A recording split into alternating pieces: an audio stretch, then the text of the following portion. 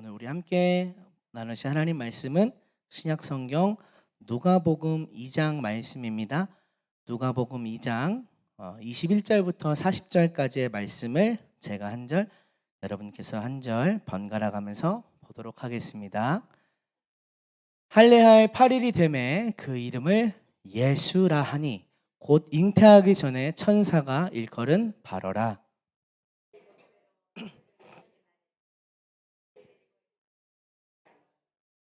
이는 주의 율법에 쓴 바 첫 해에 처음 난 남자마다 주의 거룩한 자라 하리라 한 대로 아기를 주께 드리고,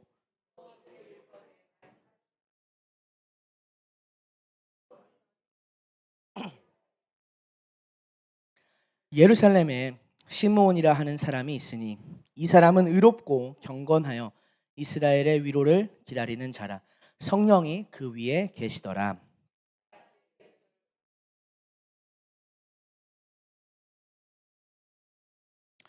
성령의 감동으로 성전에 들어가매 마침 부모가 율법의 관례대로 행하고자 하여 그 아기 예수를 데리고 오는지라.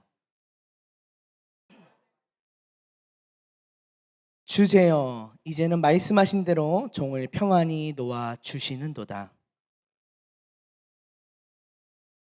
이는 만민 앞에 예비하신 것이요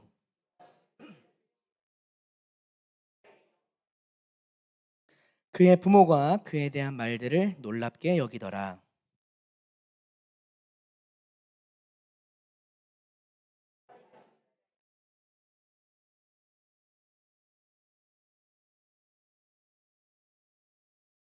또 칼이 내 마음을 찌르듯 하리니 이는 여러 사람의 마음의 생각을 드러내려 함이니라 하더라.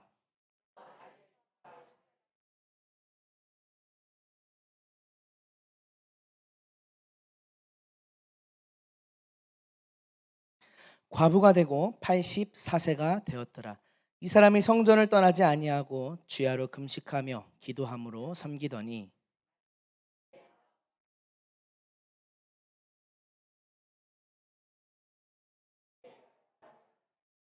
주의 율법을 따라 모든 일을 마치고 갈릴리로 돌아가 본 동네 나사렛에 이르니라.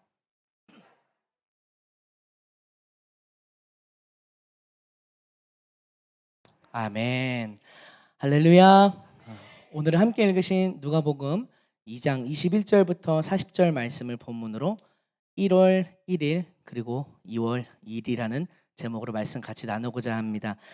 돌아오는 주일이 몇 월 며칠일까요? 12월 25일입니다. 무슨 날일까요? 성탄절, 크리스마스죠.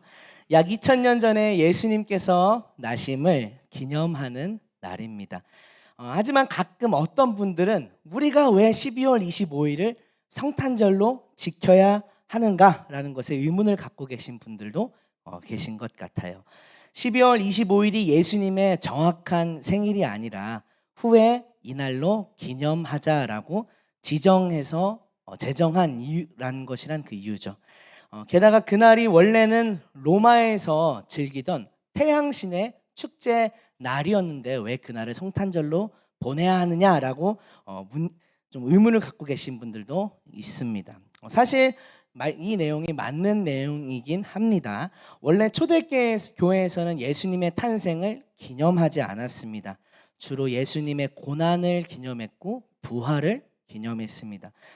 게다가 고대 사람들이 대부분 그러했듯이 예수님의 정확한 생일을 알지 못했습니다. 왜냐하면 고대에는 또 최근까지도 신생아들이 태어나서 얼마 안 돼서 죽는 경우가 허다했기 때문에 딱히 생일을 기억하지 않는 경우가 많았습니다. 그러다가 시간이 흘러서 이때는 이미 기독교가 로마의 국교가 되어 있을 때입니다. 황제의 명령으로 기독교가 국교가 되긴 했지만 아직까지 사람들이 인식 속에는 12월 25일은 노는 날, 태양신의 축제를 벌이는 날로 사람들의 인식이 되고 그날을 또 기념했습니다. 우리가 아무리 양력으로 1월 1일이 새해 첫날이다, 신정이다라고 해도 우리가 마음으로 인정되는 새해 첫날 설날은 음력 1월 1일 구정이 되어야 되죠. 그런 인식과 비슷하다고 보면 될 것 같습니다. 아무리 황제가 바꿨지만 사람들의 인식 속에는 여전히 그날은 태양신의 축제 날이었다. 그래서 로마 교회는 사람들의 인식을 바꿔줄 필요가 있다라고 생각을 했습니다. 그래서 주후 354년에 12월 25일을 성탄절로 제정하고 그날 예수님의 오심을 기뻐하며 즐거워하는 날로 삼게 된 것이죠. 그렇기 때문에 원래 12월 25일이 예수님의 생일이 아니기 때문에 그날을 예수님의 탄생을 즐거워하는 날로 지키기 어렵다라고 생각하시는 분들도 계시지만 사실 제 생각은 조금 다릅니다. 예수님의 생일이 언제인지 정확히 몰라도 우리가 한 날을 정해서 그날 예수님의 탄생을 기념하고 기뻐하고 즐거워하고 하나님께 감사하면 된다라고 생각합니다. 그 자체로 의미가 있다라고 생각합니다. 오히려 우리가 문제 삼고 주의해야 할 일은 뭐냐면 12월 25일을 성탄절, 예수님의 오심을 즐거워하는 날로 기념하자라고 하면서도 주님의 오심과는 아무런 관련 없이 오히려 주님의 뜻을 거스르는 세상의 문화를 즐기고 또 타락한 유흥을 즐기고 그런 식으로 이 날을 기념하는 이 사회의 모습을 우리가 닮아가는 것을 우리가 더 문제 삼고 주의해야 한다고 생각합니다. 저와 여러분부터 성탄절을 주님의 시간으로 함께 만들어 가길 소망합니다. 이것을 위해서 우리는 대강절이라는 시간을 보내고 있죠. 성탄절 전에 4주간의 기간입니다. 예수님의 오심을 묵상하고 또 승천하신 뒤에 다시 오마 약속하신 재림의 예수님을 기다리는 예수님을 기다리는 그 마음을 준비하는 시간으로 보내는 것입니다. 이 기간을 맞아서 저는 여러분과 함께 예수님의 오심에 대해 묵상하기 원했습니다. 그래서 그 은혜를 같이 나누고자 오늘 본문을 선택했는데요. 제목을 보시면 1월 1일 그리고 2월 2일이라고 되어 있죠. 무슨 의미일까요? 아까 다윤이가 와서 묻더라고요. 도대체 이 제목이 무슨 뜻이냐? 밑에서 화면에 띄워진 거 봤는데 제가 얘기했습니다. 안 알려줘. 왜냐하면 지금 알려드려야 되기 때문에 그때 알려드리면 안 되기 때문에 무슨 의미인지 같이 살펴보기 원합니다. 먼저 1월 1일로 같이 가보실까요? 본문 21절 말씀입니다. 본문 21절 말씀 같이 읽겠습니다. 시작. 할례할 8일이 되매 그 이름을 예수라 하니 곧 잉태하기 전에 천사가 일컬은 바라라. 유대인들은 율법에 따라 남자아이가 태어나고 8일째 되는 날 포피를 베어 할례를 행하고 그날 이름을 붙여주었습니다. 12월 25일부터 8일째 25, 26, 27, 28, 29, 30, 31, 1월 1일 물론 12월 25일이 예수님의 정확한 생일이 아니라고 했지만 우리가 기념하고 있는 성탄절을 기준으로 하면 할례할 8일은 1월 1일이 됩니다. 이 8일째 예수님은 비로소 예수란 이름으로 불리게 되셨고 율법에 따라 할례를 받게 되셨습니다. 누가복음을 읽다 보면요, 2장 전에 예수님보다도 먼저 8일째 할례를 받고 이름을 부여받은 아기가 나옵니다. 바로 침례 요한입니다. 누가복음 1장 59절 말씀을 같이 보겠습니다. 시작. 8일이 되매 아이를 할례하러 와서 그 아버지의 이름을 따라 사가랴라 하고자 하더니, 침례 요한이 태어났을 때 그의 아버지 사가랴는 말을 못하는 상황이었어요. 왜냐하면 성전에서 환상을 보고 그 증거로 말을 못하게 된다라고 말씀하셨기 때문이죠. 그래서 가족 친지들이 대신 이름을 지어주려고 하는데 이제 아버지의 이름을 따라 사가랴라고 짓자. 왜냐하면 그 당시에는 그것이 그 가족의 아버지나 선조들의 이름을 그대로 가져와서 짓는 것이 문화이자 전통이었기 때문에 사가랴라고 짓자라고 하는데 뜬금없이 어머니가 반대하고 나섭니다. 아닙니다. 요한이라고 지어야 합니다. 사람들이 놀라는 거예요. 아니, 우리 가족 중에는, 너희 가족에는 그 이름으로 이름을 했던 자가 없다. 그러면 우리 이 사가랴에게 물어보자라고 하면서 몸짓, 손짓을 통해서 사가랴에게 이 아이의 이름을 무엇이라 할 거냐라고 하니까 사가랴가 글을 쓸 수 있는 서판을 달라고 하죠. 사가랴가 놀랍게도 거기다가 쓴 이름은 요한. 그런데 그 요한이라고 쓸 때 사람들이 어떻게 똑같은 이름을 썼을까 놀라는 동시에 사가랴의 입이 풀려서 그때부터 다시 말을 할 수 있게 됩니다. 모인 사람들이 모두 놀라 자빠졌고 삽시간에 유대산골에 이 이야기가 전해졌죠. 이 소식을 들은 사람들이 이런 반응을 보였다고 합니다. 누가복음 1장 66절 읽어볼까요? 시작. 다 이 말을 마음에 두며 이르되 이 아이가 장차 어찌 될까 하니 이는 주의 손이 그와 함께 하심이로라. 모든 위인들에게는 출생의 기적이 있죠. 알아서 태어난 박혁거세 이런 그런 출생 이야기가 있는데 저 아이 참 출생부터 남다르다. 도대체 하나님이 어떻게 쓰시려고 이 떡잎부터 다른가 하면서 사람들이 침례 요한에 대해서 굉장히 놀라움이 있었다라는 것입니다. 그런데요, 예수님은 사실 우리가 살펴볼 분은 예수님이잖아요. 예수님은 예수님은 침례 요한보다는 더 위대하고 대단한 분인데도 불구하고 그런 특별한 스토리 하나조차 없는 평범한 8일째를 지내셨습니다. 전통 복장을 입은 사람들이 몰려왔습니다. 경전을 읽는 소리가 들렸고 발가벗긴 채 포피를 잘라냈습니다. 그 고통의 아기 예수님이 응애 울음을 터뜨렸고 사람들이 그렇잖아요. 아기가 뭔가 좋은 일을 해줘서 울면 흐뭇하게 바라보고 웃잖아요. 아기는 고통스러울지라도. 사람들은 미소를 지으며 박수를 치며 이 아이를 예수라고 부르자라고 이름을 붙이게 되죠. 우리는 예수님에게서 하나님의 아들로서의 모습만 보곤 합니다. 놀라운 기적을 베푸시고 누구도 알지 못했던 하나님 나라에 대해 가르쳐 주시고 친히 십자가에 달리시고 부활하셔서 구원하신 신이신 하나님이신 예수님, 신으로서의 예수님만을 보곤 하죠. 하지만 예수님은 완전한 하나님이시자 동시에 완전한 인간이셨습니다. 히브리서 4장 15절 말씀은 이렇게 말씀합니다. 같이 읽어보겠습니다. 우리에게 있는 대제사장은 우리의 연약함을 동정하지 못하실 리가 아니요 모든 일에 우리와 똑같이 시험을 받으신 이로되 죄는 없으시니라. 이렇게 말씀하시는 것처럼 예수님은 인간으로서 우리가 느끼고 생각하는 것, 먹고 마시는 것 동일한 인간의 삶을 사셨습니다. 그 크신 하나님이 작은 인간, 그것도 아기로 오셨다는 것이 성육신의 놀라운 신비입니다. 예수님은 뿅 하고 어른으로 태어나신 것이 아니라 엄마 뱃속에서 10달 동안 가끔 엄마 배를 차기도 하고 또 엄마 배 아파서 응애 소리 내면서 태어나고 탯줄이 잘리시고 베네저고리에 감싸지시고 모유를 먹으면서 볼일도 하나님의 거룩하신 하나님이 그 지저분한 용변도 스스로 처리 못하는 힘없는 그 아기의 모습으로 오셨습니다. 세상을 창조하신 하나님이 사람의 뱃속에서 손발과 장기가 창조되어지고 만물을 두루두루 감찰하신다고 말씀하신 하나님이 발가벗겨져서 인간 부모의 두 눈에 모든 행동들이 관찰되어지고 또 온 우주를 다스리시고 통치하신 하나님이 인간 부모가 먹여주고 재워주고 보살펴주지 않으면 생존을 이어나갈 수 없는 연약한 존재로 오셨습니다. 왜 그렇게 하셨을까? 위대하신 하나님, 능력이 많으신 하나님, 말씀 한마디면 세상을 창조하신 하나님이 왜 그렇게 연약한 인간의 모습으로 오실 수밖에 없었을까? 그만큼 사랑이 절실했기 때문이죠. 아무리 불러도 돌아오라, 회개하라 외쳐도 돌아오지 않는 사람들을 보면서 하나님은 직접 사람이 되셔서 오신 것입니다.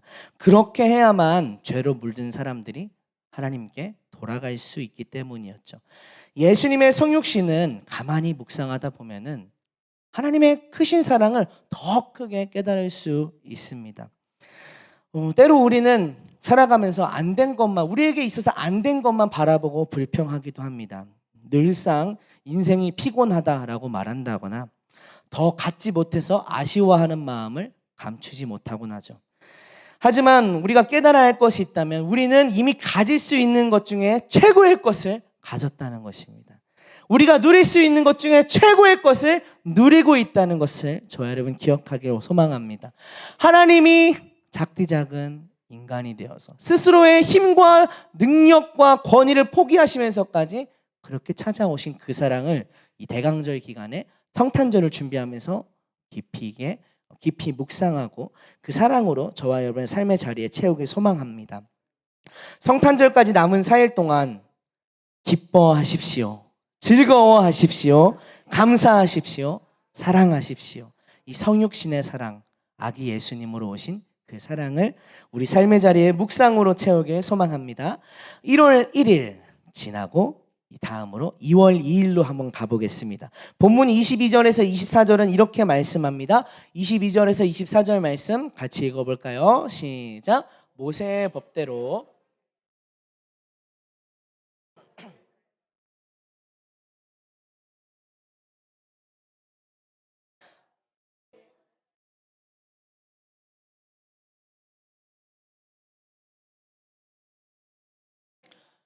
어린 집비둘기 둘로 제사하려 함이더라. 아멘. 모세의 법대로 정결 예식의 날이 되어서 예루살렘으로 갔다고 말씀합니다. 이 말씀은 이 모세 율법은 레위기 12장에 기록되어 있는데요. 2절부터 4절을 제가 읽어드리겠습니다.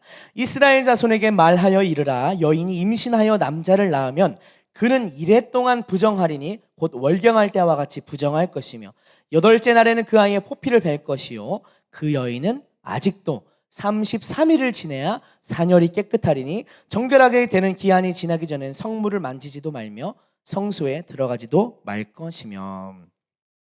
모세 율법에서 남자아이를 낳으면 산모는 7일 동안 부정했습니다. 그리고 33일이 더 있어야 산모가 정결하게 되었죠. 아이가 태어나고 총 40일이 되어야 정결하게 될 수 있었던 것입니다. 만약에 여자아이라면 처음 14일 동안 부정하고 후에 66일을 기다려서 총 80일째 되는 날이 되어야만 정결하게 될 수 있었습니다. 예수님은 남자였으니까 마리아는 출산 후에 40일째 정결 예식을 치르게 된 것이죠. 12월 25일부터 40일째 바로 2월 2일입니다.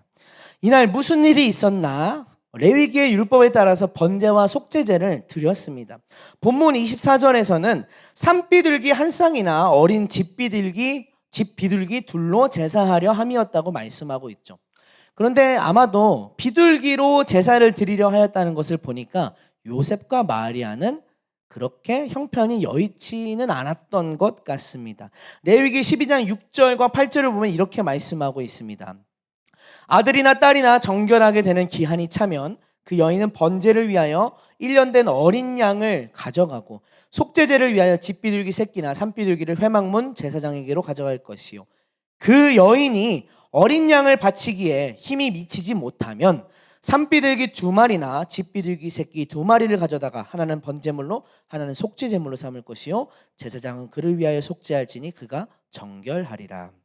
말씀을 보니 원래는 번제로는 어린 양을 드리고 속죄제로는 비둘기를 드려야 맞습니다. 그런데 그렇게 해야 하지만 만약 형편이 여의치 않은 경우에는 비둘기를 2마리 가져가라. 그래서 하나는 번제로 하나는 속죄제로 드려라고 하고 있는데요. 마리아와 요셉이 예수님이 첫 자녀잖아요. 사실 많은 가정에서 첫 자녀에게는 돌잔치도 해주고 사진도 찍어주고 더 많은 것을 투자하기 마련인데 예수님이 첫 자녀인데도 비둘기로 제사하려 했다는 것을 보면은 아마도 예수님이 우리처럼 보통의 혹은 더 형편이 여의치 않은 그런 가정에서 태어나셨다는 것을 생각해 볼 수 있습니다. 그렇게 생각하니까 왠지 예수님이 더 친근하게 느껴지기도 합니다. 여하간 요셉과 마리아는 아기 예수님을 안고 이날 정결 예식을 치르기 위해서 예루살렘에 갔습니다. 그리고 그곳에서 한 사람을 만났죠. 그 사람의 이름은 시므온입니다. 본문 25절에서 27절을 보면 시므온이 누구인지 또 어떻게 아기 예수님과 그의 부모를 만난지 나오는데요. 우리 말씀 같이 읽어보겠습니다. 시작. 예루살렘에 시므온이라 하는 사람이 있으니 기다리는 자라 성령이 그 위에 계시더라. 그가 주의 그리스도를 보기 전에는 죽지 아니라 하는 성령의 지시를 받았더니 성령의 감동으로 성전에 들어가매 마침 부모가 율법의 관례대로 행하고자 하여 그 아기 예수를 데리고 오는지라. 아멘. 시므온은 의롭고 경건한 사람이었습니다. 이스라엘의 위로를 기다리는 사람이었고 그리스도를 보기 전에는 죽지 않는다라고 하는 약속을 받은 자였습니다. 그랬던 그가 드디어 아기 예수님을 보고 주제여 이제는 종을 평안히 놓아주십니다 라고 고백합니다.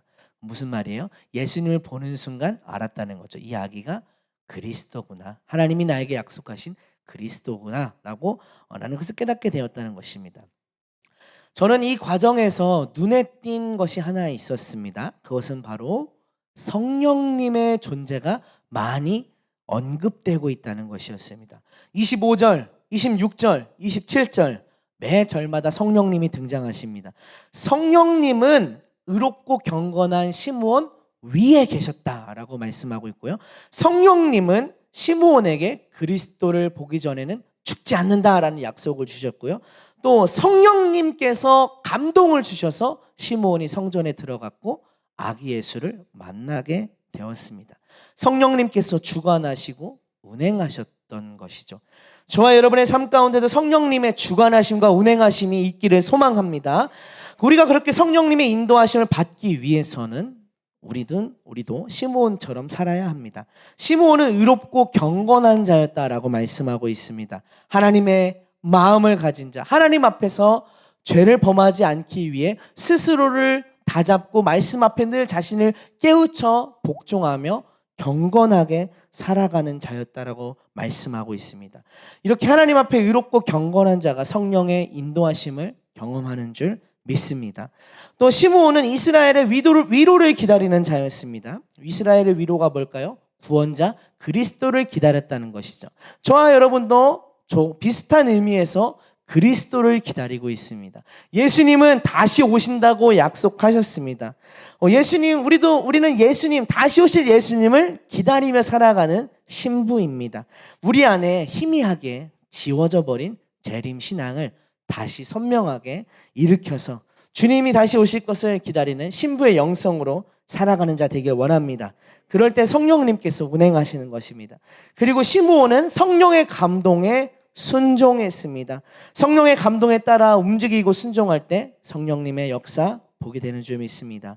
나를 죽이고 성령님의 감동을 따르는 부드럽고 온유한 자로 주님 앞에 서기를 저와 여러분 되기를 축복하고 소망합니다.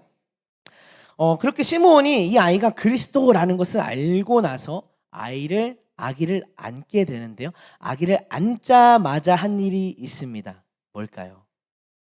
아기를 안자마자. 여러분이 보통의 아기들을 안았다고 생각해 보세요. 무엇을 하게 되나요? 축복을 하게 되죠. 그런데 놀랍게도 시므온은 이 아기를 축복하지 않습니다.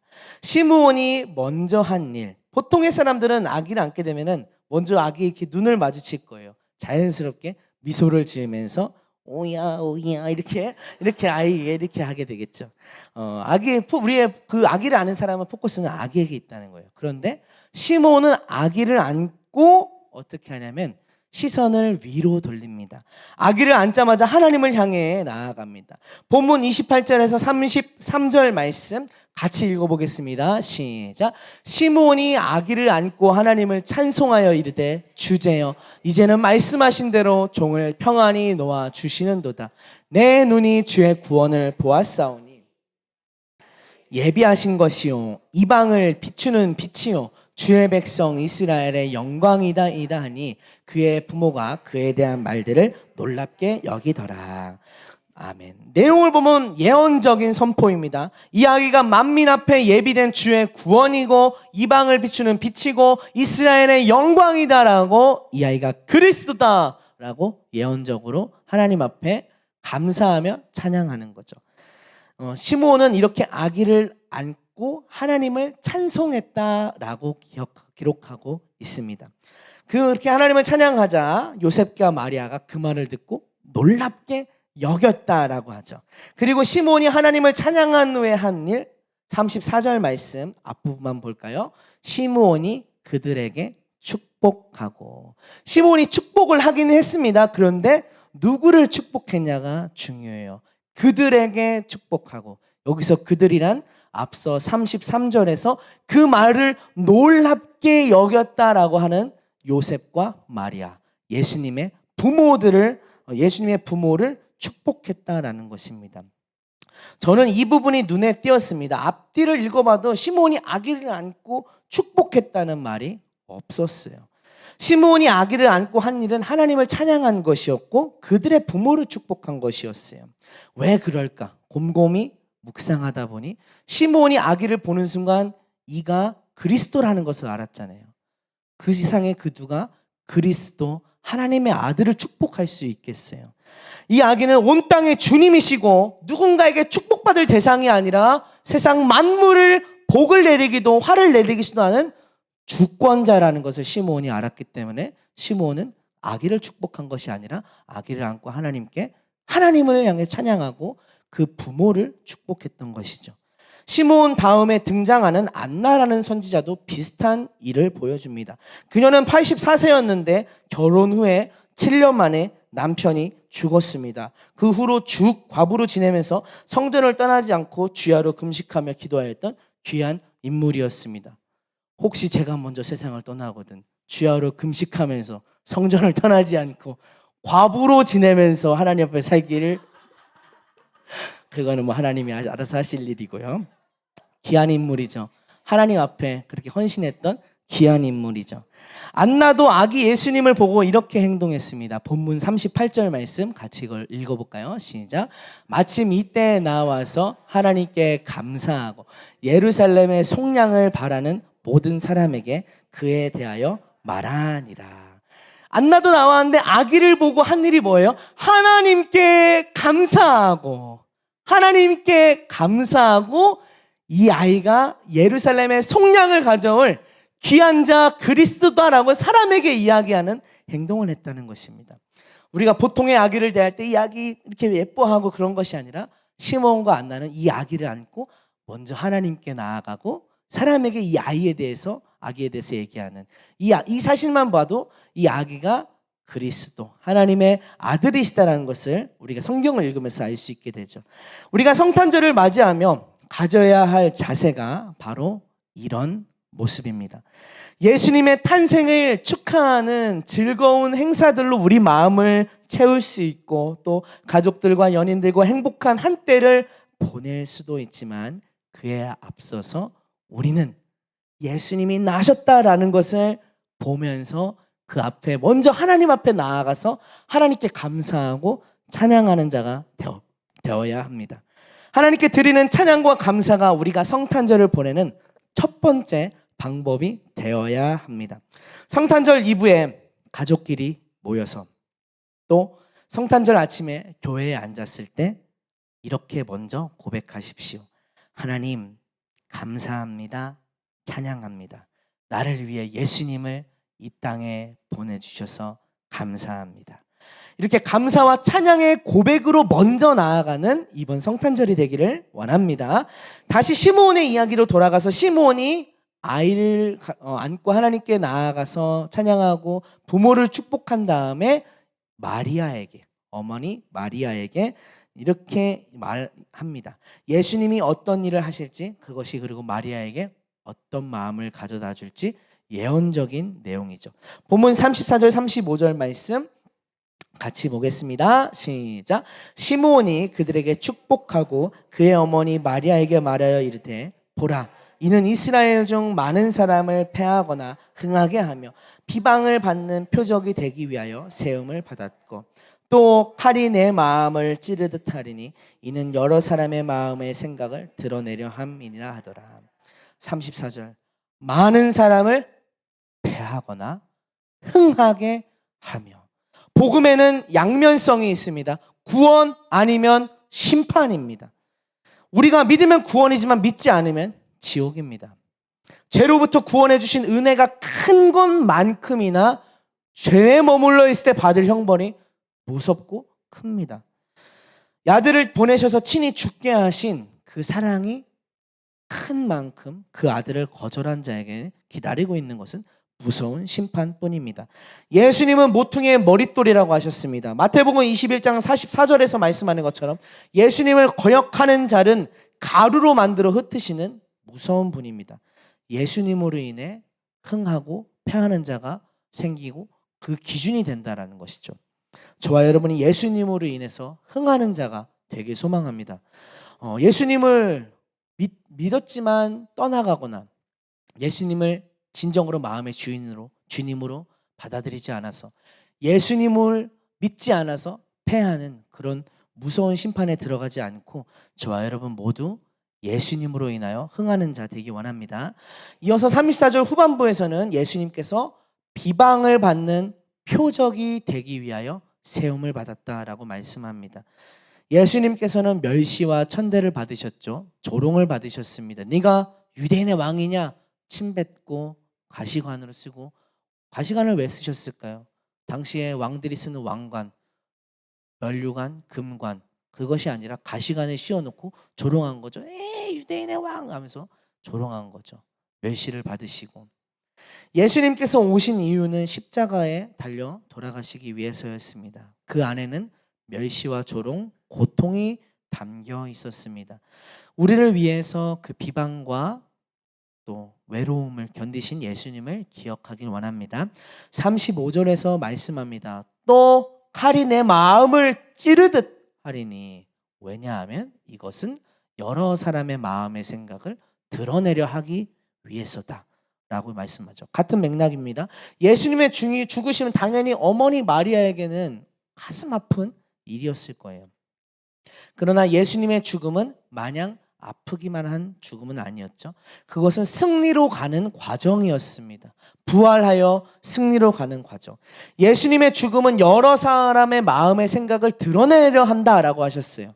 고린도후서 2장 16절에서는 이렇게 말씀합니다. 그리스도의 향기가 각 사람에게 다르게 느껴진다고 하는데요, 이 사람에게는 사망으로부터 사망에 이르는 냄새요, 저 사람에게는 생명으로부터 생명에 이르는 냄새라. 누가 이를 감당하리요. 예수님의 죽으심이, 똑같은 죽으심, 똑같은 부활하심이 이 사람에게는 사망, 나는 저게 싫어, 나는 예수를 따르지 않을 거야, 떠날 거야, 부인할 거야 하면서 멀어지게 만드는 사망에 이르는 냄새지만, 어떤 이들에게는 난 예수가 좋아, 난 예수님의 그 은혜를 입을 거야 라고 하면서 예수님께 나아가는 생명으로 이르는 냄새라라고 이야기하고 있습니다. 어떤 이는 예수님의 죽음 앞에 자신의 잘못을 오히려 드러내고 회개할 것입니다. 하지만 어떤 이는 예수님밖에 구원의 길이 없어? 라고 하면서 예수님을 거절할 것이죠. 우리 마음속에 담긴 진정한 생각이 무엇인지 말씀 앞에 살펴보기 원합니다. 성탄절에 예수님의 오심을 묵상하며 예수님 앞에 과연 나는 정말 예수님을 믿고 따라서 구원받을 믿음이 있는가 확정짓길 원합니다. 말씀을 정리하겠습니다. 오늘은 1월 1일 그리고 2월 2일이란 제목으로 예수님의 탄생 후에 있었던 일들에 대해 묵상을 나누었습니다. 먼저 1월 1일 8일째 되는 날 할례를 받으셨던 예수님을 보았습니다. 예수님은 우리와 똑같은 인간으로 성육신하여 오셨죠. 하나님이 인간이 되셨다는 자체가 우리를 향한 크신 사랑이었습니다. 이번 성탄절에 그 성육신의 사랑을 가득히 헤아려 보기 원합니다. 다음으로 2월 2일 40일째 되는 날 정결 예식을 치르러 가서 있었던 일들을 보았습니다. 예수님을 안고 하나님을 찬양한 시므온은 성령의 사람이었습니다. 의롭고 경건한 자였고 예루살렘의 위로를 기다리는 자였습니다. 우리도 다시 오실 예수님을 기다리는 자로 의롭고 경건한 자, 무엇보다 성령의 사람으로 살아가기를 이번 성탄의 시간에 다짐하길 원합니다. 마지막으로 시므온과 안나의 찬양의 모습을 살펴보았습니다. 그들은 아기 예수님을 보고 하나님께 감사와 찬양을 올렸습니다. 우리가 성탄절에 해야 할 일이 무엇인지 잘 보여주었죠. 우리는 감사와 찬양으로 성탄절에 나아가야 합니다. 또 그들은 예언했습니다. 예수님께서 구원자로 오셨는데 그분을 믿는 자에겐 구원이지만 믿지 않는 자에겐 심판이다라고 딱 잘라서 예언했습니다. 그분의 복음에 날카로운 양면성이 있다는 것입니다. 나에게 예수님은 누구신가? 나는 예수님을 누구라고 하고 있는가? 돌아보며 예수님이 나의 주님이시다라고 확정되는 이번 성탄절 되길 소망합니다. 우리 시간 같이 찬양하면서 하나님께 기도함으로 나아가기 원하는데요, 그 크신 하나님의 사랑 찬양할 때 우리 1절 가사를 보시면 죄범한 영혼 구하려 그 아들 보내셔 화목제물 삼으시고 죄 용서하셨다라고 말씀하고 있어요. 찬양이 가사가 되어 있어요. 우리 찬양 고백하면서 이 성탄절에 예수님을 보내신 아버지의 사랑과 그 예수님의 오신 이유에 대해 묵상하며 함께 찬양하겠습니다.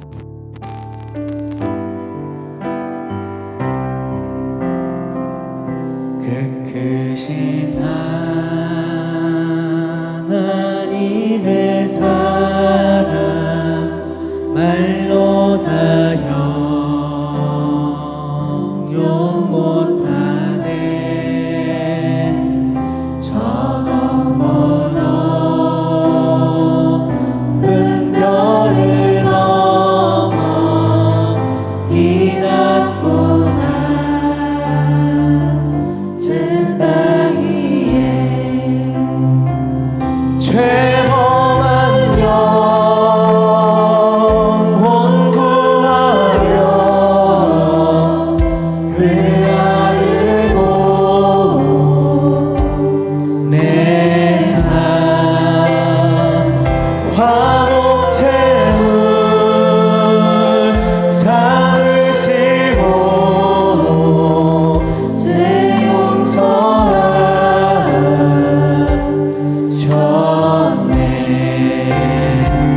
하나님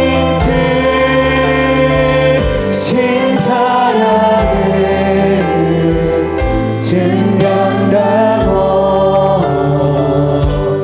하네. 영원히 변치 않는 사랑. 우리 가사를 생각하며 2절을 같이 고백합니다. 괴로운 시절 지나가고 괴로운 시절 지나가고 땅 위에 영화제할 때 죽지 않던 영혼들은 큰 소리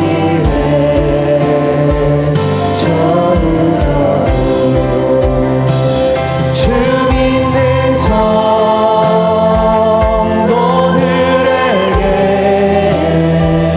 큰 사랑 베푸사 우리의 죄 사했으니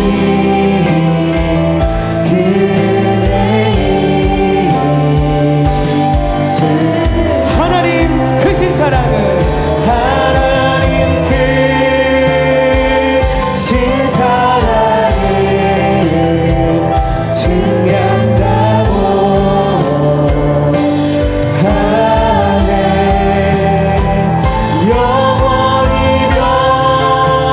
변치 않는 사랑 성도여 찬양. 하나님 크신 사랑을 하나님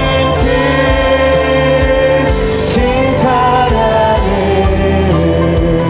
증명하고 하네. 영원히 변치 않는 사랑 성도여 찬. 하나님 크신 사랑은 하나님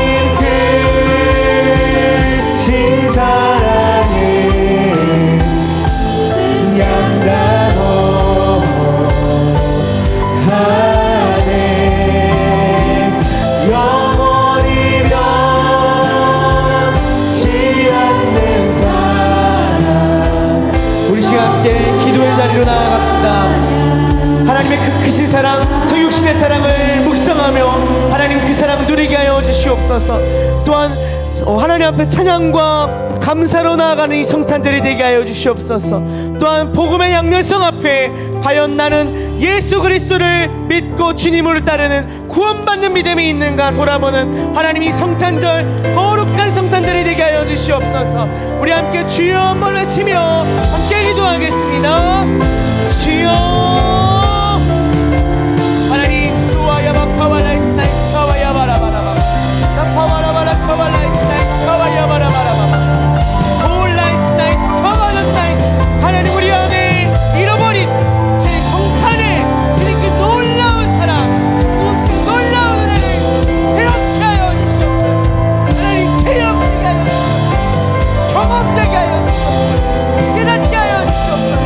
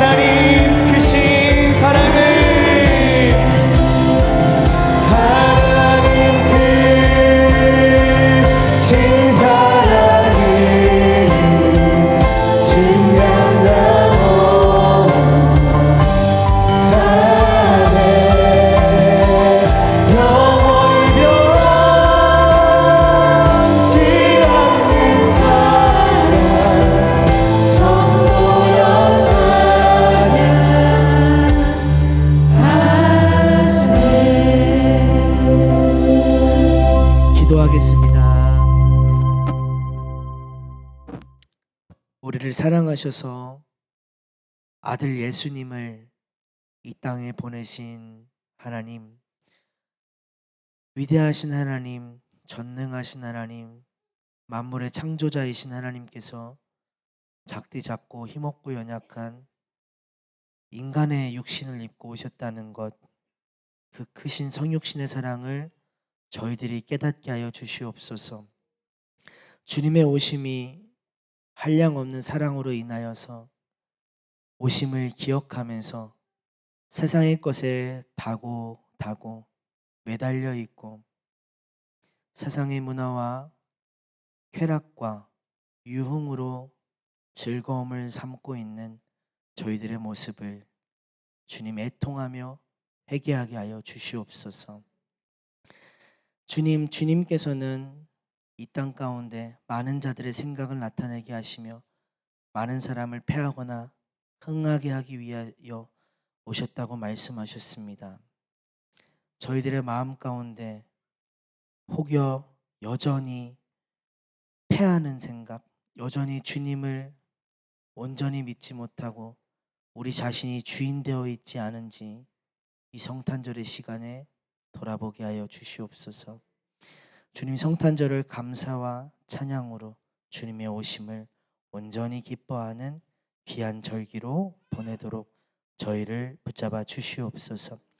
감사드리며 예수님의 이름으로 기도드립니다. 아멘.